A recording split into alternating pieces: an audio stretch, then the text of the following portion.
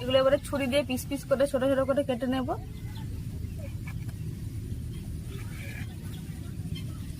এই ডিমের রান্নাটা খুব সুন্দর লাগে খেতে।